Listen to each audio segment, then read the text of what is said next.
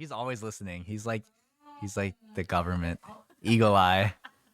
I didn't watch that movie with Severus Snape. Whatever. Alan Rickman. You know, one time I like reread the Harry Potter series and I I was like reading the scene where Snape dies and I was like crying and then I like went to bed and the next morning was when Alan Rickman died. Oh my god. And I was like, it's my fault.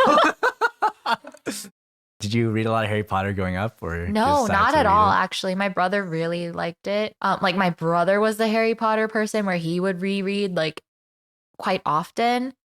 And I was just like, whatever. And I read the series for the first time in like high school, like late high school. Was there any series that you did read growing up?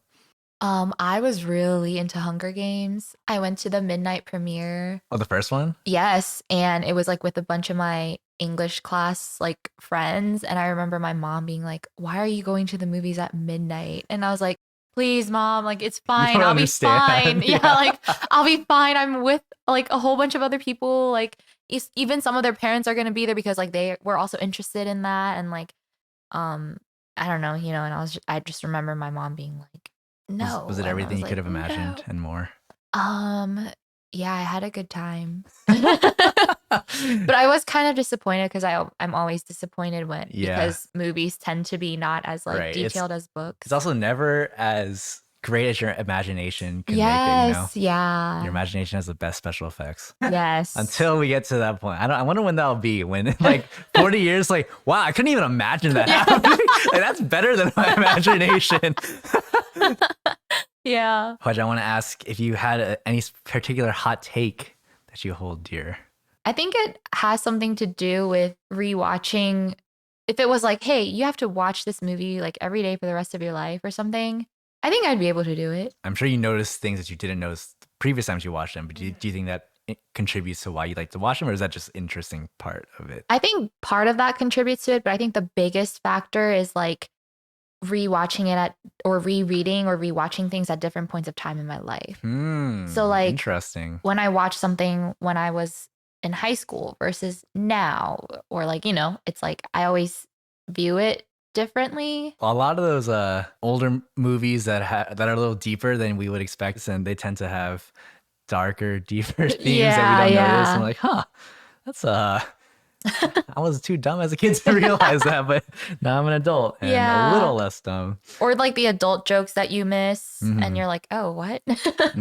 So what goes through your head when you're rewatching those movies? Are you like invested, like interested in it, or is it you're just kind of mindlessly watching it? Obviously, parts of it, I'd just be mindlessly watching it. I guess it just makes it feel like a part of a routine I have. Yeah. So it's kind of like, I don't know, my thought goes to when I was in 5th grade, I spent the night at my friend's house like every weekend. And we always watched Mulan. It was like we would watch Mulan every time. I don't know how both of us were okay with that, but every time we watched Mulan and then we would watch a different movie, like that movie of the night. It was like the trailer for the yeah. movie. Like so weird. And even times where we're like, okay, let's just watch a different movie first. And then if we're tired, we can go to sleep. We always still watched Mulan. But you don't have any particular fondness for Mulan? Or... Well, it is one of my favorite Disney movies. Okay. And I can still like rewatch it now. I'm sure you could quote it at this point. Yes. Just the entire movie. Yep. But it was weird. Like thinking back, I'm like, that was so weird. Like, how did we do that? Was this when you were a lot younger, or was it? No, this was in 5th grade. 5th grade? Yeah. Okay. I mean, that's pretty young. I know, like younger kids, they could just watch the same thing all the time, and the parents are like, "Oh my gosh, how do you guys do this? Like, turn it off." Yeah, please, anything else? Yeah. I heard from a friend that you were part of the I can't pronounce this, but the Bhangra dance team. Yeah, you pronounced it correctly. Nice. Yeah. Do you think you could tell me a little bit about that? Yeah. So actually I just went to a competition in Kentucky this past competition. Weekend. Yes. Wow, you're still into it. Okay, I thought it was a college show. Okay, gotcha. Yeah, I started it freshman year of college, did it all 4 years. Never imagined I would do it after graduation, but here I am. I just went to a competition in Louisville.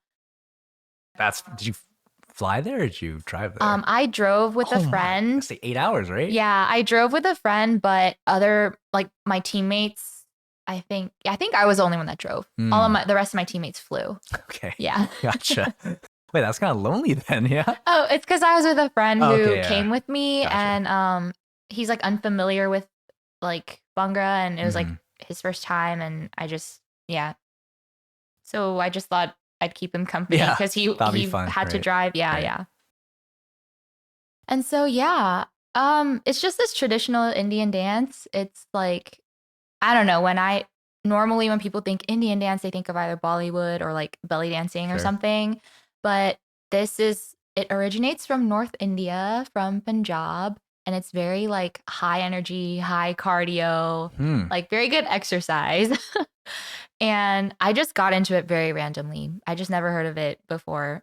There's like a longer story. I don't know. Do you want the long Yeah, version or the definitely. short version? I was about to Yeah. ask you how you got into it because it's not something that's I know anyone who participates in. So, Yeah, so during college, my freshman hallmate was like, "Oh, like someone should audition for the Bhangra team with me." And I mean, I didn't think of anything of it. I just kind of ignored it and I was like, "I don't know what that is." Like, you know. And then she kept saying it and I just kept like I was just like, "Whatever."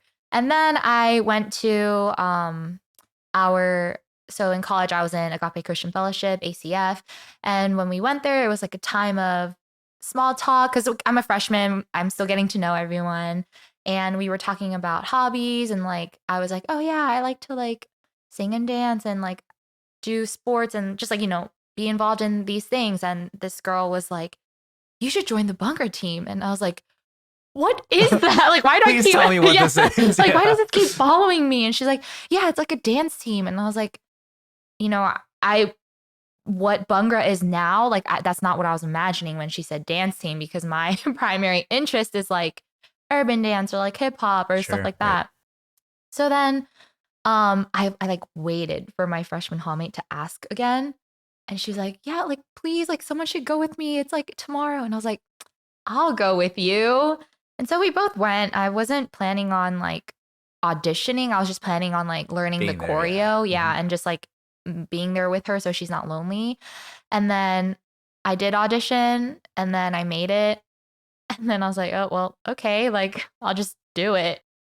You made it the first. Wait. So sorry. You learned it and then auditioned the same day, or is it a different day? I think we had, if I'm remembering correctly, I think we like learned the choreo and then like 2 days later we auditioned or something like that.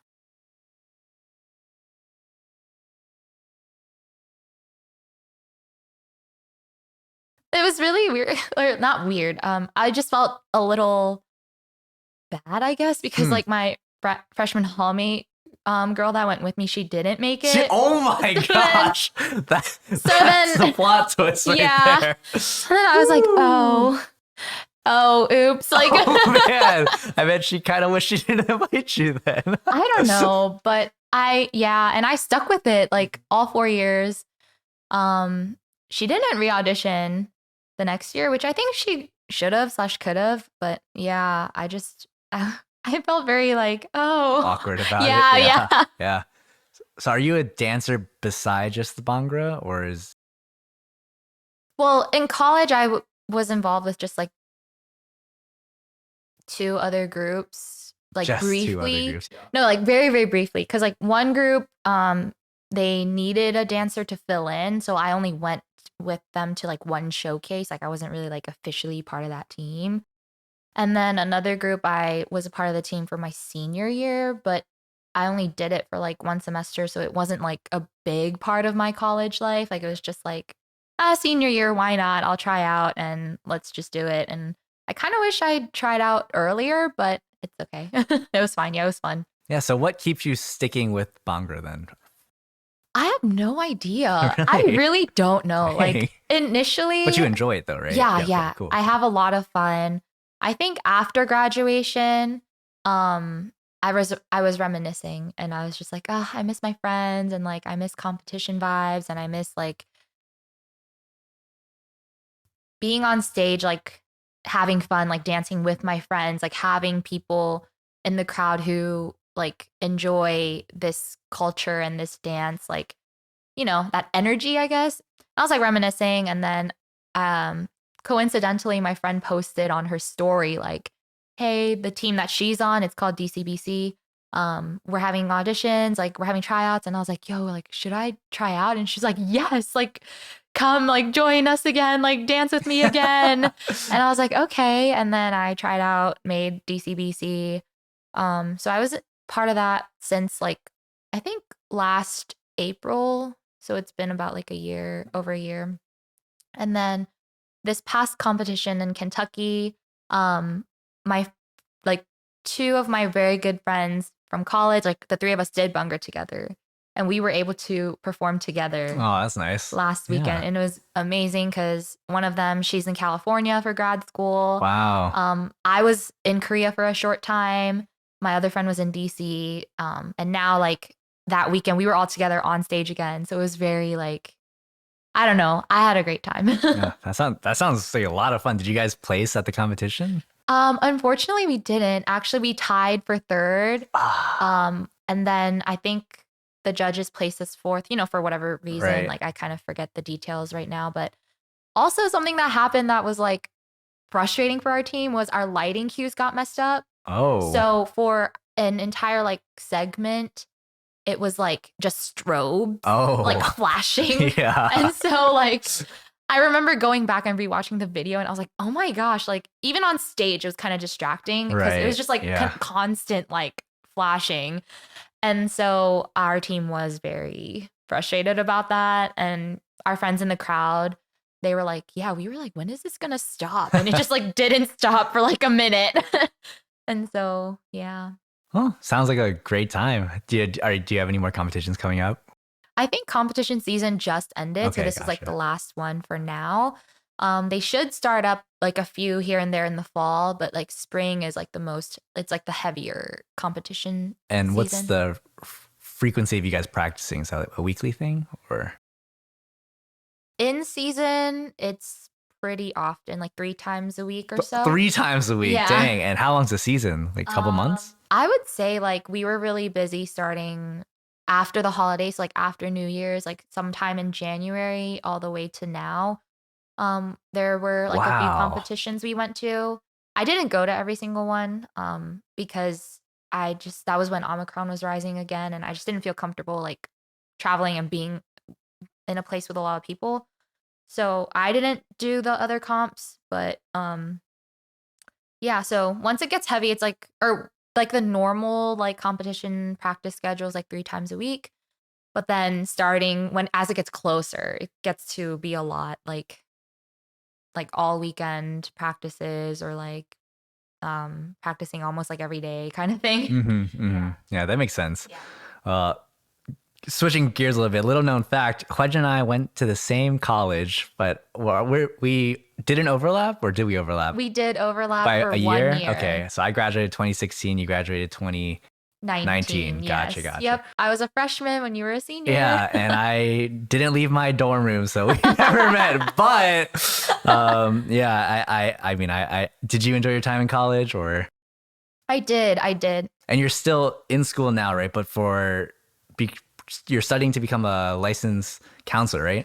Yeah. So I am in grad school, getting my master's in counseling to be a mental health therapist. And if everything goes well, I graduate in December. Wow, So and you started last year or 2 years ago? I started like fall of 2020. Okay, Yeah. okay, so 2 years ago. Hmm. Gotcha. And why did you choose to pursue becoming a licensed counselor? Ooh, this is also a long-winded, like, you want the short version or the long version The kind of long version. Let's question. get into it.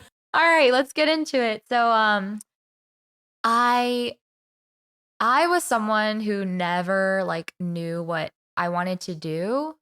Or scratch that. Like, when I was younger, I always wanted to be a teacher. So like they asked me like what I want to be, and I would say teacher in like a genuine way. It wasn't like a, oh, girls usually choose to be teachers and Hmm. guys usually choose to be like, I don't know, like firefighters or something, like I don't Yeah, know. Yeah. yeah. So it wasn't like that stereotypical like I want to be a teacher. It was like I really genuinely wanted to be a teacher. Yeah. And that stuck with me even through high school. But having a mother who loves and cares for me, who hoped that I would, it's like the classic stereotypical, like, oh, you should be a doctor and like you Yeah, should be a yeah. this or that. And like, she's saying it to because she wants the best for me. But yeah, I was very like, oh, I don't know, and like I remember at some point in my life, I was just like, yeah, like I want to be an anesthesiologist Very specific. just to like, I don't know, like get my mom off my back kind of thing. But yeah, like just to say something, I guess. But then in high school,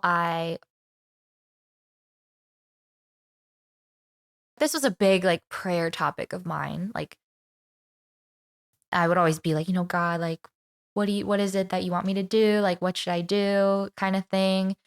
And in high school, I went to a sleepover with a friend. And I wasn't even like particularly like super, super close with her, but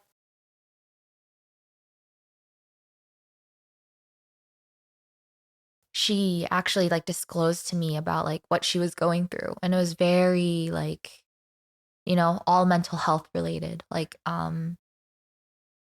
yeah, just like self-harm, like eating disorders, a lot of depression, like anxiety, like, those kind of thoughts that I never imagined that like she would be going through and things like that. And I felt very I don't know, for someone to share something like that with me, I felt very Compelled to action or compelled to action, yes, for sure. And even a bit like grateful and even a bit like it was just more like thank you for showing me that part of your life. Um and because like I'm someone that's not that good at vulnerability. And so just like hearing that, I was just like, whoa. And I just felt this like, I don't know, I would describe it as that is one of my God moments in my life of like, I just really felt like I had an answer. Like God was like giving me an answer of like, hey, like this is an option. Like this is an answer I'm like showing you. Like, um, and so yeah, I felt that. And that was like the first time I thought, like, I think I want to do something related to mental health.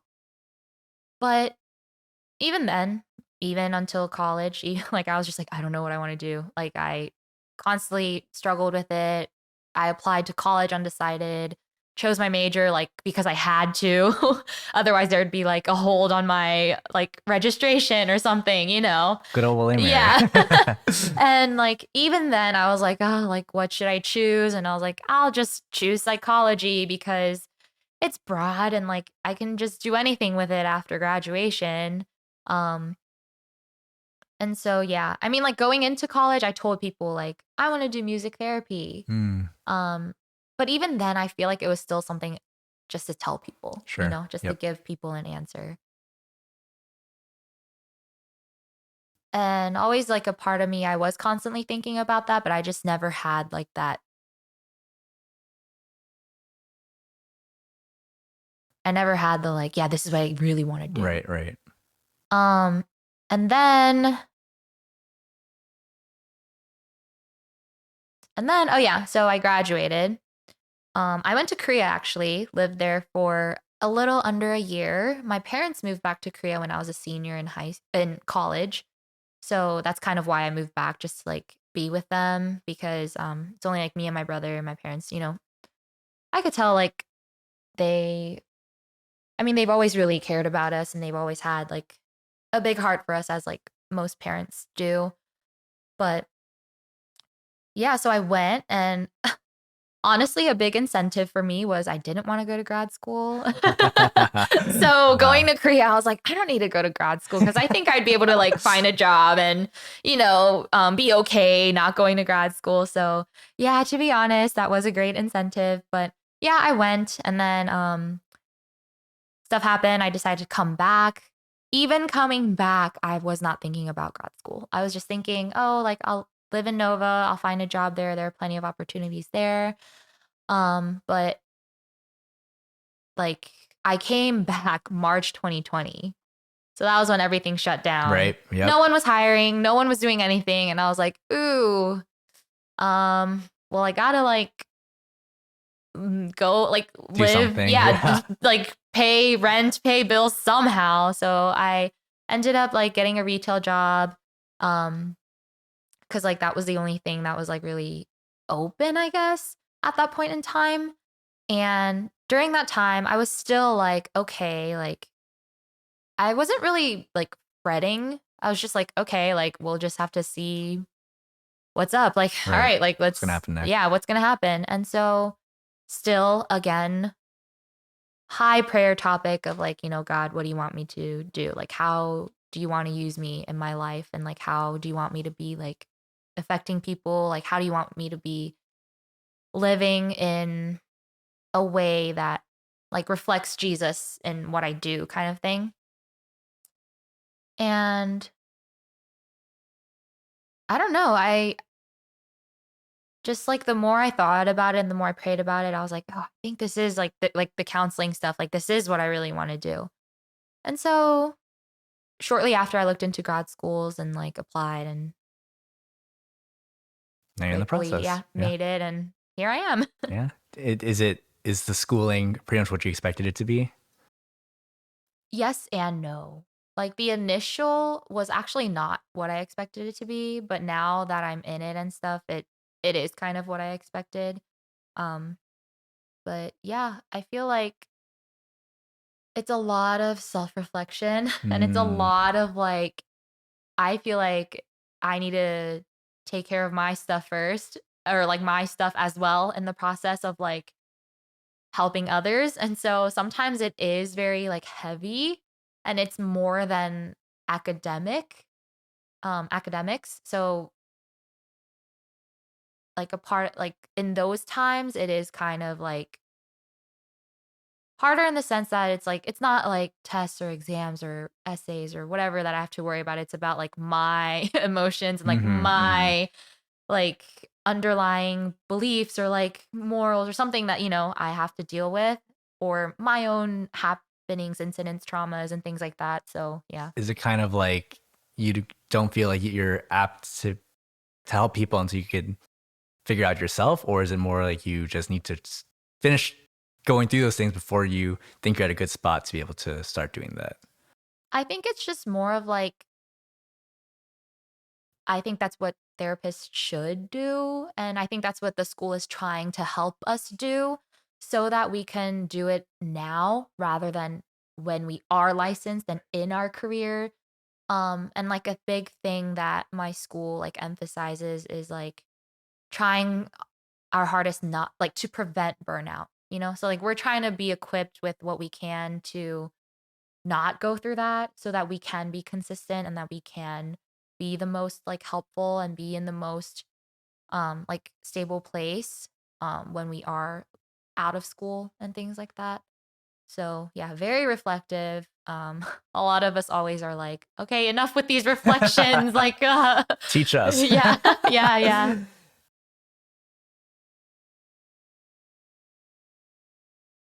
What specifically are you trying to pursue in your counseling? Yeah, so right now I'm in my internship process still and I'm still trying to be very open. I am on the like child and adolescent track because with that I can do both children, adolescents and adults. So in my head I was like, why not? Like I just kind of want to be the most broad I can be, but like so in my internship, I'm just trying to experience a lot of things before like deciding what I want to like specialize in, which I feel like I've noticed that's a tendency I have of like I don't know, I guess you can call it indecisiveness, but also like openness. Right, right. Yeah, so I just want to experience a lot before I like hone in on something. But I've been a lot interested in like art therapy and play therapy with children and adolescents or just in general. Um because in college I actually minored in art. Yeah, initially I wanted to do music therapy. Now I'm still open to it, but I am also interested in like art therapy and play therapy now. Can you briefly go over just a couple of types of therapy? Yeah, so I think like a lot of the types of therapy, I guess it comes from different like theories.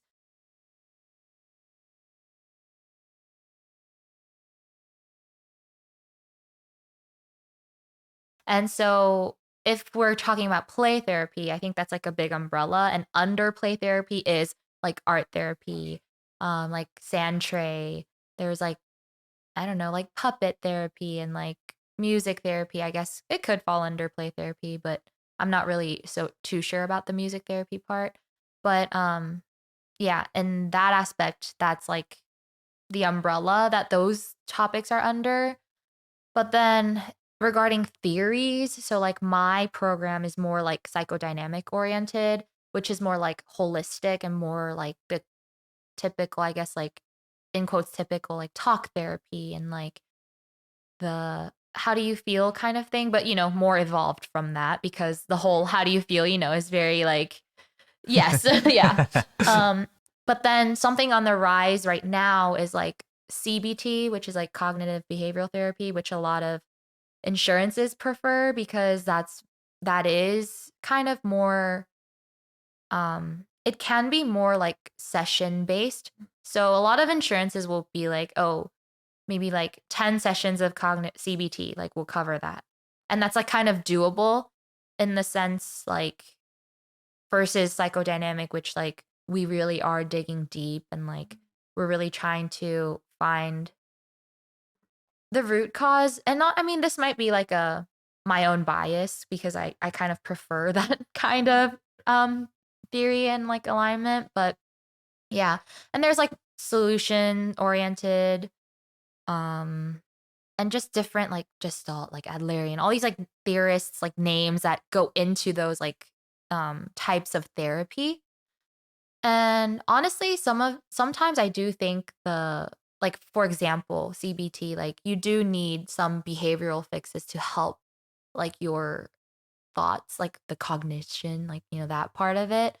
So I think it's just like um it's all different fit for different people and even for different therapists because there are therapists who really can't like they can't bring themselves to do a certain type of therapy and they just know they're not good at it and that's when they would like refer to other people and things like that and that where like that would be the most like ethical decision instead of Right. like trying to Taking their just money. keep them. Yeah, Yeah. yeah, exactly.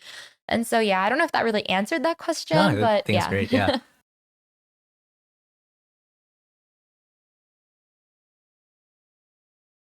Is there a difference between counseling and therapy, or are they one and the same?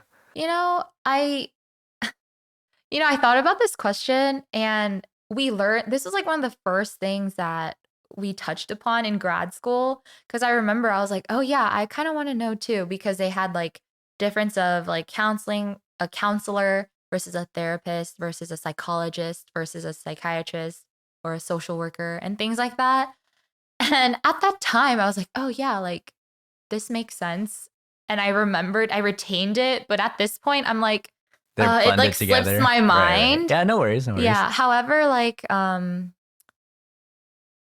I just think for me, how I differentiate is just counselor can be very, um, broad broad and kind of to anything. So, I think of counsel like, you could be a guidance counselor, a school counselor, or a camp counselor, or that counseling can kind of go anywhere in a good way, like, it Yeah, can be yeah. used in It's a just broad more term. broad. Yeah, yeah, yeah. And then I just feel like therapists kind of use are people that use like interventions and treatment plans and things like that to kind of help that process in a goal-oriented way. But all in all, I think like counselor versus therapist in terms of what I do in my field is like pretty Pretty. interchangeable. Yeah. Gotcha, gotcha. So if someone were to want to start looking for their first therapist or counselor, what are things that they should look out for? Or is it just something that they should just jump into the first person that they think they might get along with? Yeah, no, that's a great question. But I think this goes with any like appointment kind of oriented thing of like look to multiple places. Something to look for, I guess, is like the initial contact of like how they're responding. What are is their website updated? Like who is taking care of these like appointment scheduling? Is it like a front desk person? Is it the actual therapist or counselor? Like because we as counselors learn like the intake starts there. When people are coming for help and like the response time is like, oh, they got back to me like 5 days later. Like in those 5 days, like that person really wanting to seek that help, their mind can change or like something can happen, you know? So it's kind of like the initial contact, I think is very important, even for clients to consider. Something else to look for is there are many different styles out there. So looking into them would be helpful in the sense of like if you don't know what something is, just quick like Google search, look into it, See if you agree see if with it. see if that person or like that person and that style is something that you would want. Because if I'm like, yeah, I want to talk about my feelings and I really want to get into the depth of things and I go to someone who is like, yeah, so let's figure out like a solution right away of like how we can like fix something. It's like there's going to be that tension there. So I think those couple things would be good things for people to look for beforehand.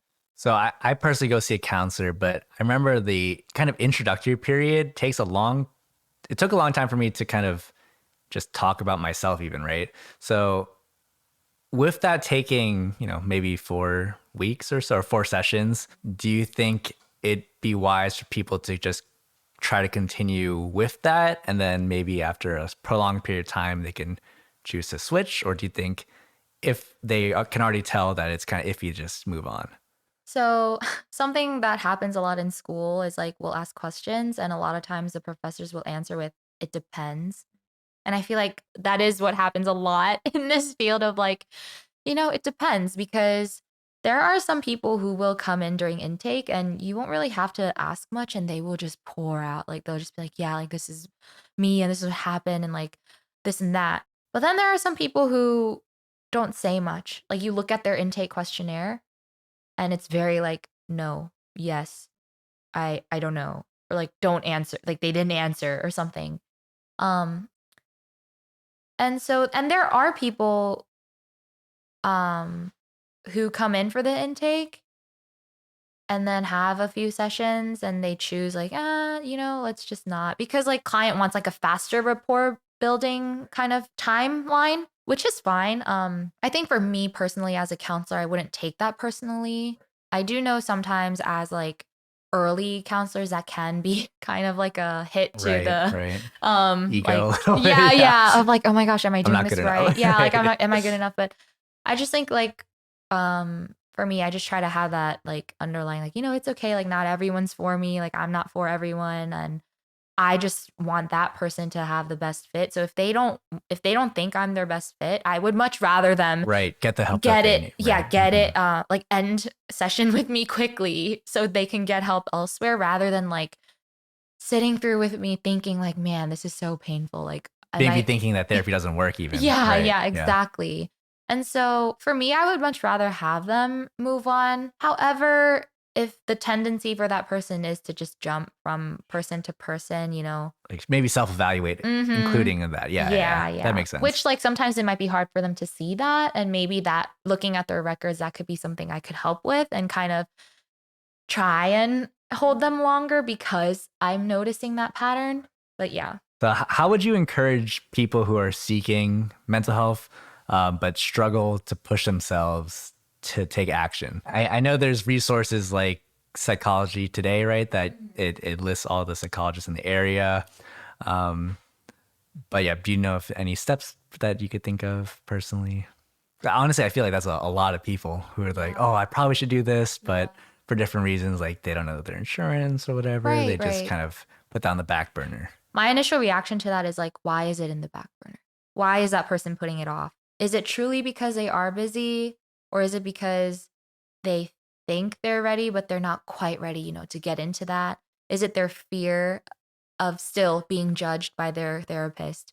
Is it their fear of judgment from other people, of like the stigma that it can possibly carry in their life, like, and who they're surrounded by? Is it something to do with like their behavior of like, for example, if this person is a really big procrastinator, or if this person is a really anxious person, it's like even that in and of itself, that first step of seeking is like harder. So I guess that would be my initial question of like, why is it kind of harder for you to reach out and kind of do your thing and seek that? But in terms of suggestions, honestly, I don't know because like I'm getting a lot of questions regarding like the client perspective. So I'm like, ooh, like these are really good That's a good questions. Like I point. don't know, Yeah. but I'm trying my best. No, But no, I really appreciate the thoughtfulness and you thinking about the answers. yeah, and just yeah, I guess like because if that client finds that underlying reason, it might be a little bit easier to assess, like maybe it now isn't the right time and I can't afford to just wait because I'm not ready to get into that yet. Or like I just need more healing on my own before I like can reach out to someone. Or not healing, but just like thought, sitting with it on my own.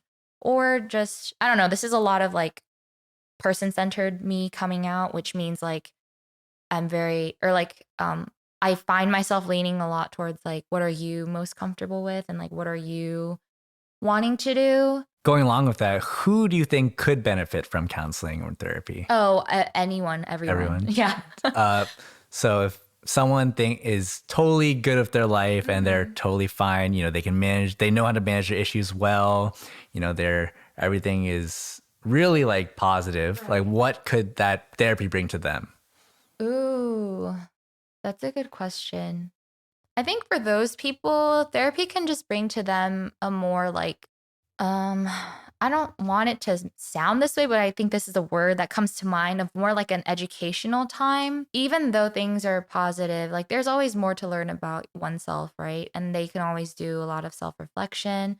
And even outside of that, they can learn like coping mechanisms and healthy behaviors that can not only help them, but also they can kind of provide that to people that might benefit from that. And I just feel like even for people who do have a very positive and like overall happy and healthy life and they're content, I think they could still benefit from it even if it's from a few sessions just to like reflect. I think like reflection is a big thing and just to kind of learn more about who they are in that time. So, yeah, I think it'd be beneficial for everyone. Yeah, that makes sense. Are there any common misconceptions you know of or are irritated by when you think about them?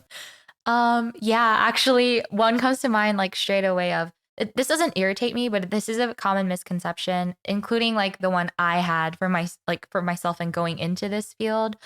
When I thought of counseling, it was just like they would give advice and Hmm. like they would be able to like really like solve my problems or something like that, right? I went to school, like I got into school started, and like one of the first things that happened was like, yeah, we're not advice givers. And I was like, what? Like, Wait a minute, I'm in the wrong school. yeah. I was like, what? And so they were like, if you're here thinking that you're going to be like telling people what to do, that's not it. And I was like, oh, I mean, that's low key kind of what I thought I would be doing. Not in a like bossing people around kind of way, but just like, oh, like, what should I do? And I'm like, kind of like, oh, maybe you could do this, like, But yeah, something I've learned and that I really resonate with now is that we're there to help guide that person to be in a place where they feel comfortable doing what they have decided Hmm. and kind of helping the client figure out how to do things. Be self-sustaining or Yeah. to be more yeah. Yeah. Because like the ultimate goal is for them to not come and see me anymore. Sure. Right. To be healed. Yeah. It's just like, yeah. And so, after that, I was like, oh, like, Oh, that makes sense. yeah, like, I am in the right school. and so, yeah. And so, even now, like, there are clients who are like, what should I do? Or like, should I do this? Or like, should I get on medication? And I'm like, like that's really not my place because I'm not here to tell you like what to do. I'm just here to help you figure it out for yourself, like help you figure out you. But something that I have like conflicting feelings because I'm a believer of God who is like, I want to live for God. I want to live to glorify God, right? And so for me to constantly be telling people like it's all about you, sometimes I do feel conflicted. Conflicted. Yeah. Yeah, that makes sense. So being a Christian in the workplace, that conflict must come up a little bit. So how do you maintain your Christian mindset while also being a counselor to these people who probably aren't Christian in a lot of cases? I'm someone who thinks that like as Christians, we can bring our faith into our workplace in whatever we do. So, yeah, even in like a big like corporate world or like counseling or being a teacher or being the firefighter that I mentioned earlier, like whatever it is, I think that we have an outlet and a way to bring that into our life and like our occupation. But something I thought of for myself that I wanted to do was like I wanted to do something that was like more in the category of like serving, I guess. And like I think that's part of why I wanted to be a teacher to kind of like help The the common good children and kind yeah, of. yeah, Yeah. kind of yeah, like that. And so going into counseling, I thought like if my client were to ever ask me like, hey, like, so how do you do it? How are you like here listening to all of our problems and like living in quotes like a sane life or like an okay life? And like, I thought like that would be my time and opportunities to self disclose. Like, it's because like my God is what I believe in? But then also something I learned very early on in school was just like, you should really self disclose with like caution and like you shouldn't be like self disclosing your Personal. like personal beliefs, I guess, in the sense of like enforcing it, which like I never thought to enforce my religious beliefs in that way. But I think the way I deal with it is to be the most accepting and open to things that are contrary to our beliefs. Hmm. So a lot of things that are on the rise is like LGBTQ plus community, like seeking counseling, a lot of adolescents having like gender identity crises or like crisis or like things like that that are a little bit more controversial in like the Christian world of like the topic and things like that. But instead of saying like, oh, I'd rather not see those people and I'd rather not do things like that, like I just don't think that is a true godly way to Christian mindset. think. Yeah, Hmm. Christian mindset. And in those times, I just think I need to do more research on it. Or if someone who had a different religion than I did, really studying upon that and studying what they do believe in so that I can be more informed in a way to help them in the best way that I can, knowing what I believe in, kind of thing. And so I just try hard, like, not to be exclusive in that Right, sense. right. To minister to serve everyone equally in which would glorify God as well. Yeah, yeah. Definitely. You're seeing patients now, so you probably listen to a lot of people's problems and worries and concerns in this world. How do you keep that from weighing you down personally to hear all those negative parts of the world and people's lives? Yeah, so it's really funny because a lot of my clients right now are predominantly actually like in their early to mid 20s, which is like my age group. And so a lot of their things that they're going through, sometimes I also am like, yeah, same. Like so they're like, "Oh yeah, like life transitions and like doing this and that and like I don't know what to do and or this is what I'm going through." And yeah, so sometimes I'm like, "Yeah, girl, like same." Or like um things like that, but I guess for the most part I am able to keep it like work related, like they are the clients, like this is not about me, like or like this is not something that I need to take like personally and like think about personally. I'll just try to keep it here like in this space. And normally I am like okay at that. But yes, there are times where after a session I'm just kind of like, oh man, like my day could be done right now and I'd be fine because like that was kind of a little bit heavier. But how I handle that, you see, this is why like a lot of self-reflection, like the school makes us do and trying to like figure out ourselves was kind of beneficial because I have a name for it. So I'm like, oh, this is just me going through the transference, countertransference. So this is just me going through countertransference. Like I'll just reflect on why that is and like what that is and like once I get the answer to that, it kind of helps that. I guess like that's how I deal with it. And I just I give myself some grace of like, it's okay if I feel a little bit down, like it'll be fine later. And like I do a lot of yeah, I honestly do think about like my faith life a lot in this profession. And so I think I find myself a lot of times like kind of reflecting on it in that sense. In a very real sense, do you ever feel like your faith waning, honestly, from hearing all these the pain and hurt in this world? Honestly, I don't think so. I'm gonna say no to that because I guess I'm in this quote unquote like advantage of knowing that the world isn't perfect. Like knowing the world isn't supposed to be a place where I'm supposed to be happy all the time and that things are gonna be perfect all the time and that yeah. So I think because I'm in that spot, I can tell myself like here in this world, like this is a part of it, like this is normal. I may not like it. This might also get me sad and this might also get me weighed down, but like in the end, this isn't everything. So I guess I just pray that like someday, somehow, one day, my clients will be able to know that as well. Wow, that's very deep. Entering this final phase, I wanted to ask you to kind of bring it all back to CCPC and your Christianity and your Christian life. I was wondering, Hwejean, if you had any person in particular in your life or event that really helped shape you and further your walk with Christ. I say my mom because now that I'm older, I can tell that she also had her like ups and downs in her walk of faith just because of hard times. Like, I don't think I ever blame God for any of my hardships. And I think I get that from my mom. So, like, I don't think I've ever seen her like blame God. I guess she can question of like, God, like, please let me understand why this is happening. But it was never like a pointing finger kind of thing at God. And I think she's had a lot of growth, like even from when I was younger to now.